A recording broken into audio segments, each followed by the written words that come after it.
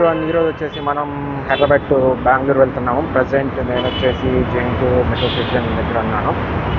7:45కి bus timing అన్నాడు. 7:30 వరకు వచ్చేసేయండి, కన్ఫామ్గా వచ్చేస్తే బస్సు అన్నాడు. 8 అయింది, బస్సు మాత్రం పత్తలేదు.